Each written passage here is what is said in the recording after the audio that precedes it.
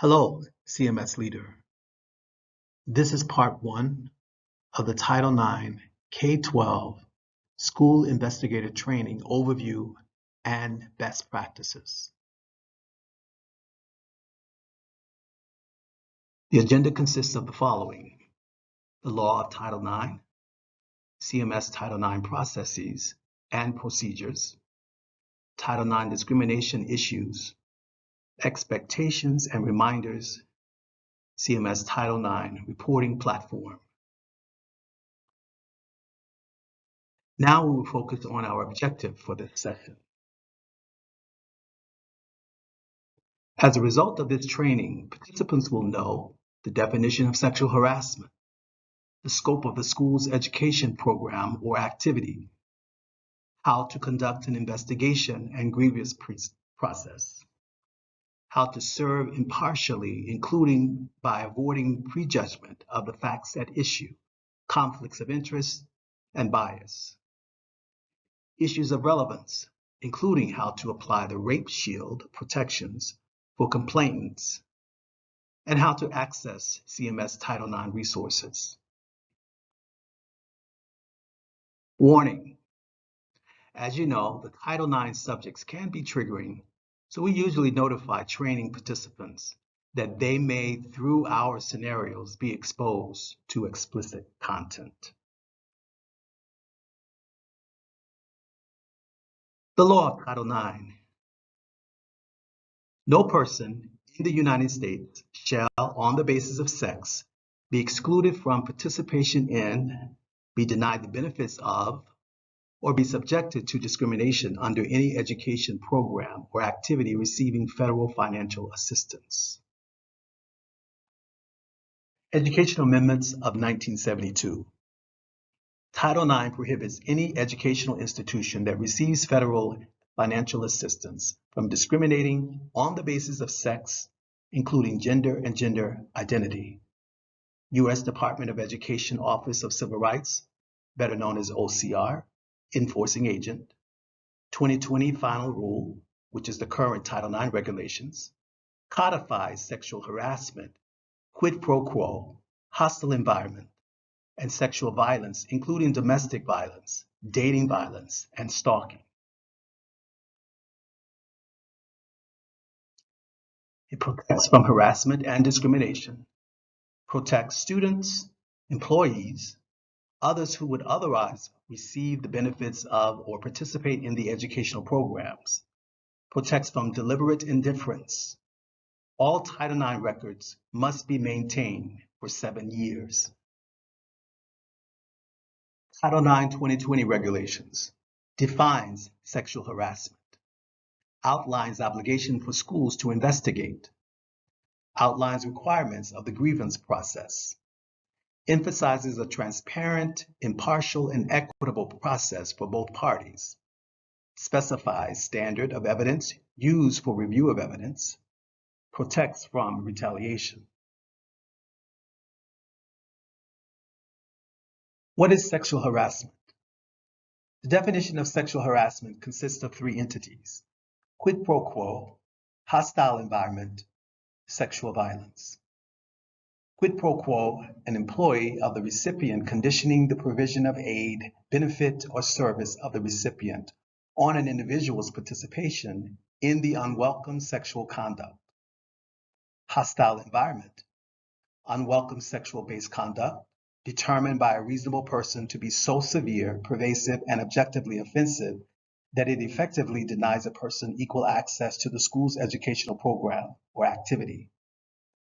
Sexual violence, fondling, rape, dating violence, domestic violence, and stalking. Hostile environment conditions. These are additional conditions that must be met for hostile environment are: the allegation must be sexual in nature. There must be a complainant who is a voluntary or involuntary individual. Just because an allegation may relate to a private body part or a bodily function does not mean it falls under Title IX. Here's an example. Female student reports to you that a male student made inappropriate comments to her and made weird comments about her body. The male student flirted with her in front of her peers and moaned in her ear. When the female student told him to stop, he said, "What you gonna do about it?"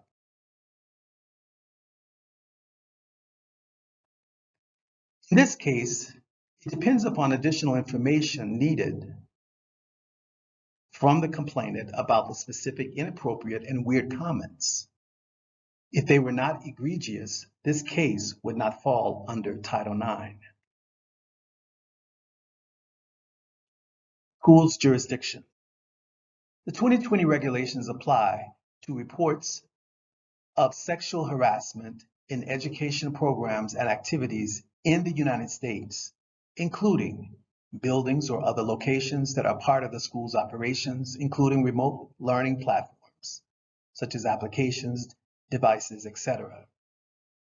Off-campus settings in the school exercise substantial control over the respondent and the context in which the alleged sexual harassment occurred, such as field trips. Here's an example. Jewel reports to her teacher that she was raped at an off-campus party Saturday night. She says she was drinking and passed out. When she woke up the next morning, she was in bed naked and very sore down there. She does not remember much about who or what happened. Does this scenario fall under Title IX? Yes. When this report merits notification of the parent and law enforcement, it would fall outside of CMS Title IX jurisdiction because it was an off-campus party on a weekend, not school-related location or conduct. However, supportive measures should be implemented for the student to be comfortable while in the academic setting, and it would be entered into the platform and handled as an out-of-jurisdiction case.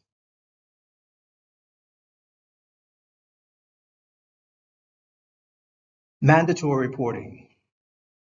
In K-12 school settings, a school must respond whenever any school employee has notice of sexual harassment. This includes teacher, assistant, bus driver, cafeteria worker, counselor, school resource officer, custodian, administrator, athletic trainer, coach, any other school employee.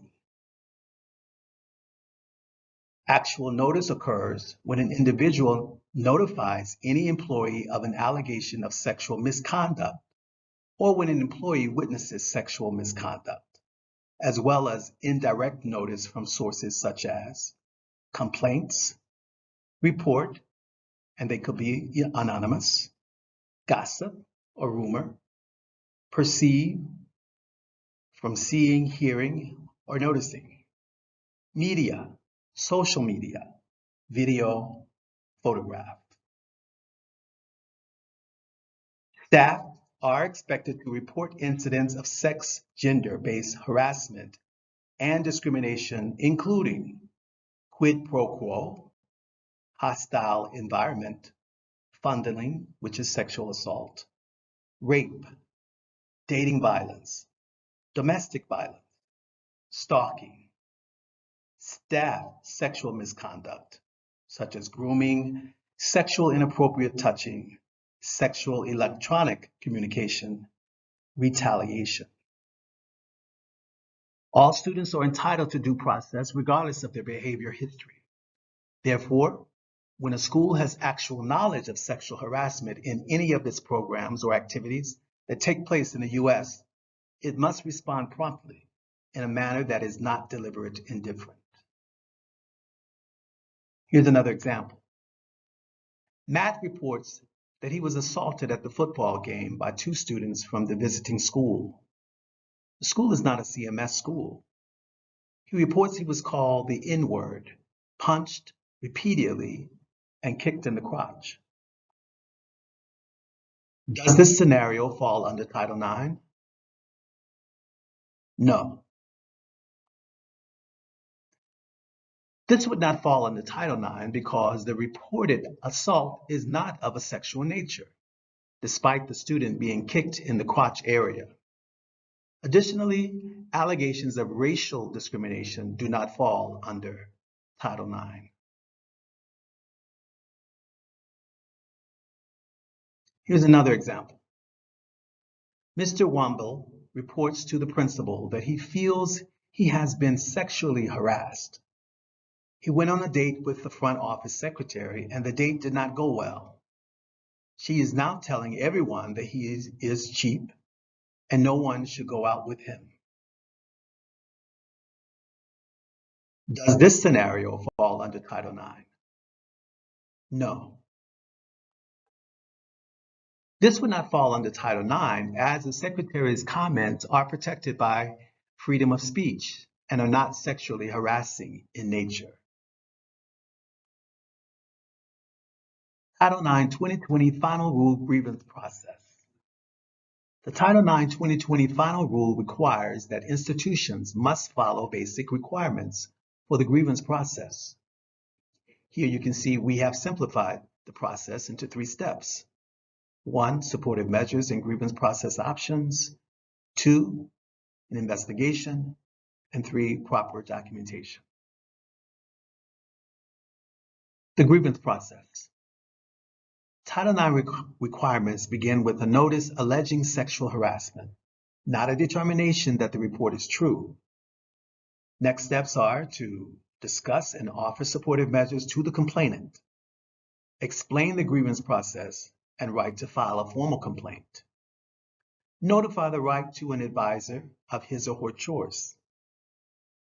If supportive measures involve the respondent and a formal complaint is filed, offer supportive measures to the respondent. The grievance options include supportive measures only, informal resolution if appropriate, and of course a formal complaint request is required and must be approved by the district coordinator. And then there's the formal investigation, which requires a signed formal complaint form and analysis by the district coordinator to ensure it meets the Title IX sexual harassment definition. Schools must address sexual harassment regardless of the grievance option chosen. Schools are required to stop the behavior, prevent the recurrence, and remedy the effects. A formal complaint is a document filed by a complainant alleging sexual harassment against the respondent and requesting that the district investigate the allegation of sexual harassment. It must contain the complainant's physical or digital signature. Parent, guardian who has a legal right to act on behalf of an individual may also file a formal complaint on that individual's behalf. A Title IX coordinator may initiate a formal complaint against the wishes of the complainant in certain circumstances, such as sexual violence or staff respondent. A formal complaint of sexual harassment must be dismissed for purpose of Title IX if it does not meet the 2020 regulations definition of sexual harassment or did not occur in the school's educational program or activity in the United States. However, schools should still address the allegations under the Code of Conduct or, for employees, the Standards of Conduct. If you receive a formal complaint, immediately send the formal complaint to the district Title IX office.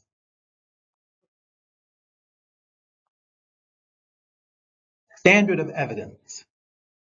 The 2020 regulations give schools the option of using either the preponderance of evidence or the clear and convincing evidence standard. CMS uses the preponderance of evidence standard, more likely than not, when investigating and resolving a complaint.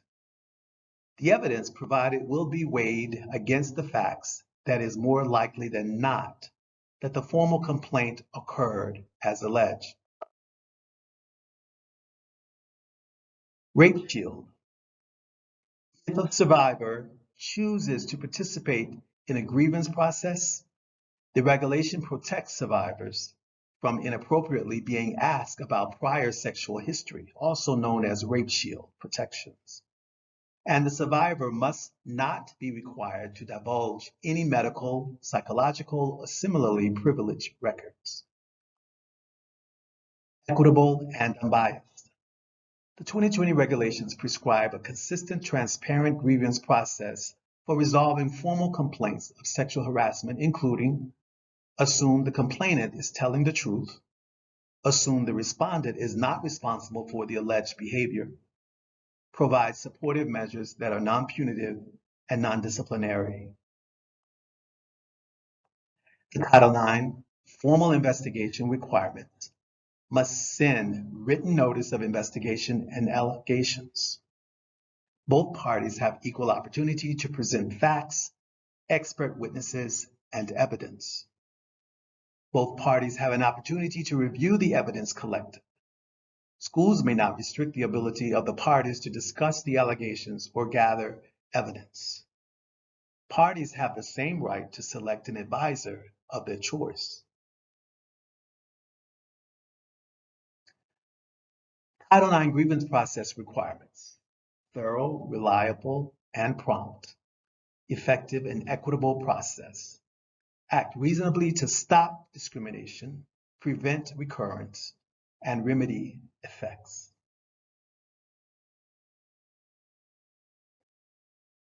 Deliberate indifference.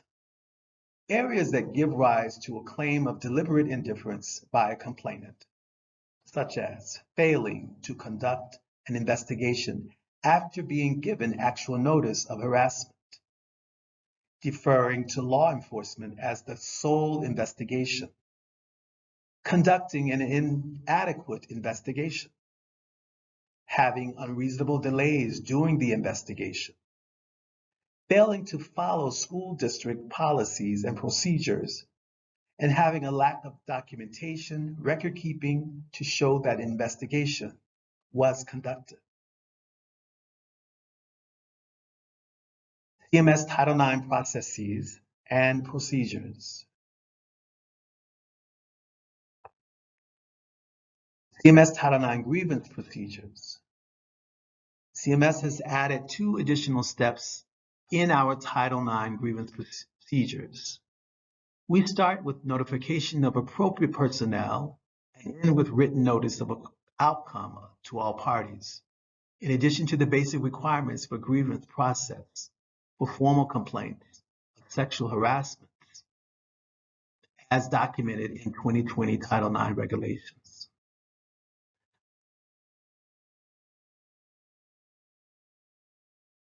So we begin with the notification of appropriate personnel, supportive measures and grievance process options, investigation, the documentation process, and the written notice of outcome.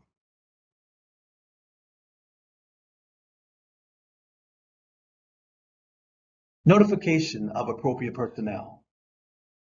Law enforcement notification, criminal offenses, school resource officer, middle and high schools, CMS PD, elementary schools, employee relations notification, employee misconduct, staff on staff, staff on student, Title IX office, all Title IX reports, school performance area incident report, all Title IX reports.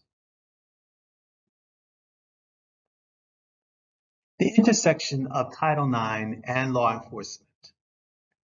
The intersection of Title IX and law enforcement is a federal law in governance of school and board policies. Title IX does not handle allegations on a criminal level. Should you notify law enforcement? Let's look at this scenario. You received a report from the CIS coordinator that 2 students, Michael and Marcus, reported that a girl on the bus got raped, but not raped. They said that Ray, her boyfriend, had his hands down her pants and she was telling him to stop. The girl has been out of school the past couple of days, and both boys tend to be involved in continuous drama. Should you notify law enforcement? Yes, yes. You have received actual notice of a potential sexual assault. Notice can come from a third party. You do not have to determine if the allegation is true before making the proper notifications. Law enforcement and parent notifications are required in this scenario.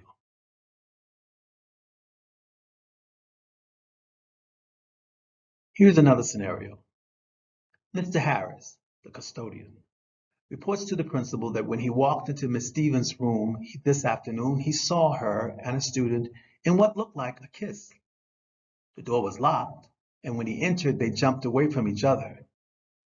He said he may have misinterpreted what he saw, but it made him uncomfortable and it felt like he was interrupting something that shouldn't have been going on between the two of them. Should you notify law enforcement? Yes. Yes, because any inappropriate sexual relationship between a staff and student is a criminal offense, and law enforcement should be notified. Law enforcement can interview and determine if there is a legitimate issue.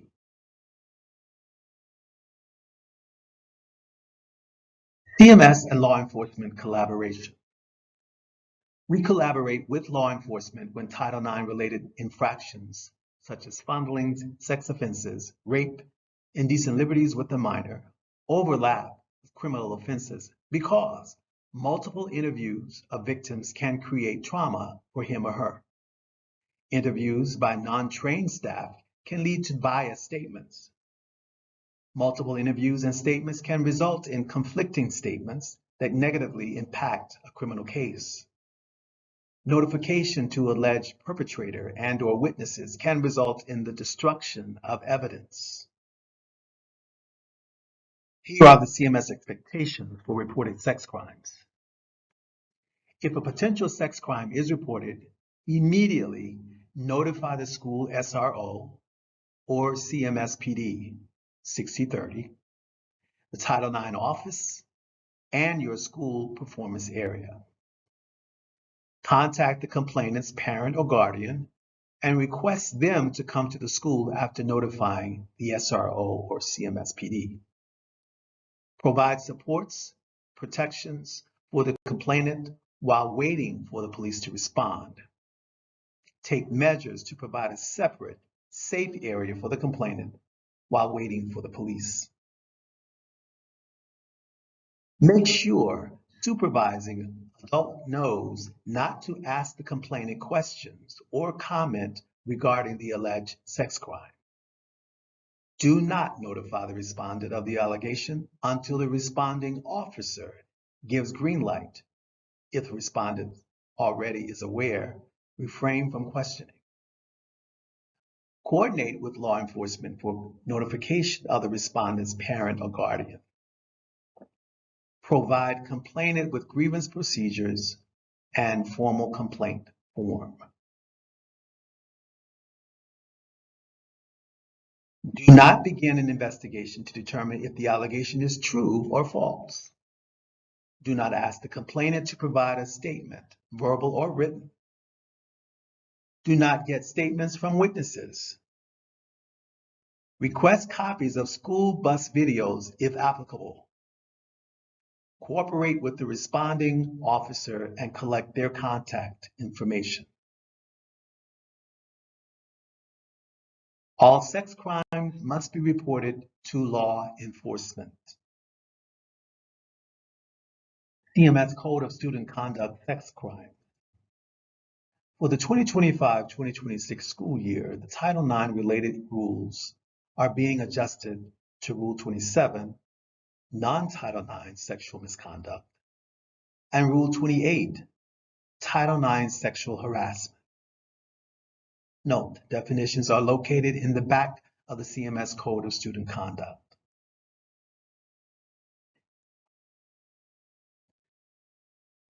CMS Code of Student Conduct Sex Crimes. Rule 28E, fondling, which is actual or attempted. A student shall not intentionally engage in the touching of the private body parts, such as buttocks, groin, breasts, of the complainant, or cause their private body part to touch the complainant, or cause the complainant to touch their own private body parts for the purpose of sexual gratification without the consent of the complainant, including instances where the complainant is incapable of giving consent because of their age or because of a temporary or permanent mental or physical incapacity. Rule 28F, rape or sexual offense. A student shall not attempt or engage in non-consensual sexual penetration with another person. Note, definitions are located in the back of the CMS Code of Conduct. Activity between staff and student sex crimes. Indecent liberties with a minor. Sexual activity or behavior with a student is never consensual, regardless of age, included by those who are not CMS employees but serve in school personnel capacity. Child pornography reports. Rule 22, pornographic, profane, and/or violent material, if this includes child pornography. Rule 28A, sexual harassment, if this includes child pornography. Report child pornography to your SRO or CMS PD. Do not ask to view the pornographic image or video. Ask the image or video to be sent to you or someone else. Tell individual to delete the evidence. Schools will handle investigation unless otherwise directed by the SRO or CMS PD. If you are unsure, always report and let law enforcement decide. Supportive measures.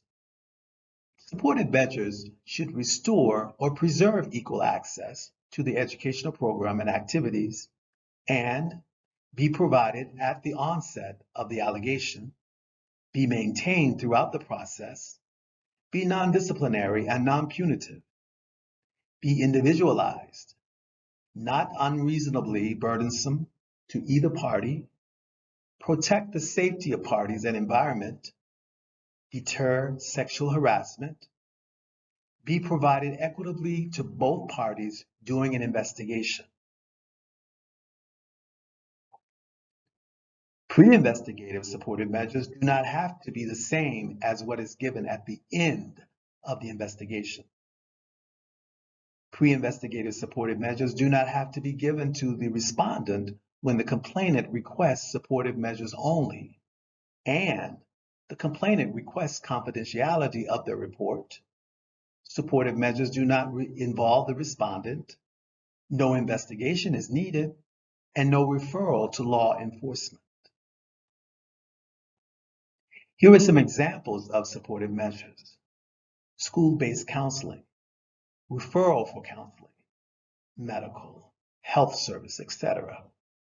Social stories, Title IX lesson reteaching, restorative conferences, no contact agreement, a no retaliation agreement, seating assignment, supervised lunch, transition, etc.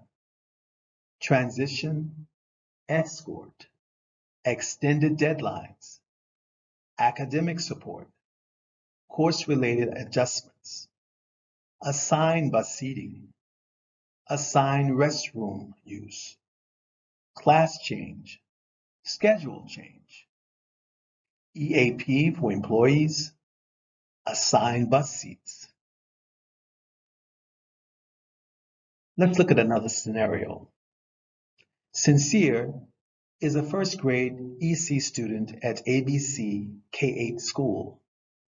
Samuel, a seventh grader, rides the bus with Sincere. A student reports that yesterday on the ride home, she saw Samuel showing Sincere porn on his phone and putting his hand down Sincere's pants. Samuel and Sincere's moms are friends and feel that it was a misunderstanding. They do not want to pursue any further action. What supportive measures should be offered? A. Referral to the counselor. B. Assigned bus seats. C. A no contact agreement. Or D. Academic supports. A and or B. Remember, when a student has a disability, you must consult with the 504 IEP team as you create the supportive measures. If someone other than your school would be responsible for implementing or monitoring the supportive measure, involve them. If the student has an IEP or 504 plan, include the correct people in the conversation.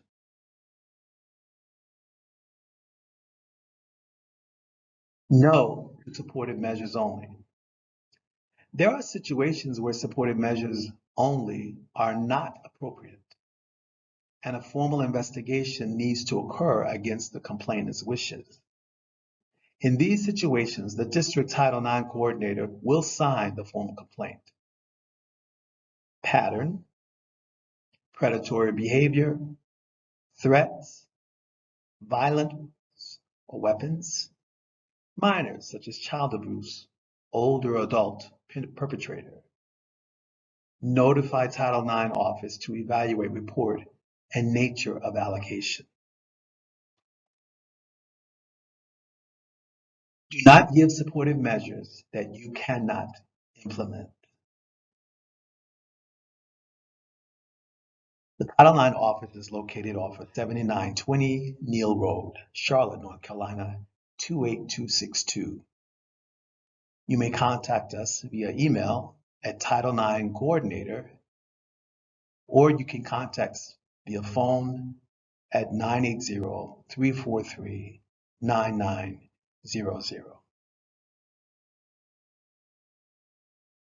Title IX primary contacts are Larry Logan, Ryan Battle, and Tina Davenport.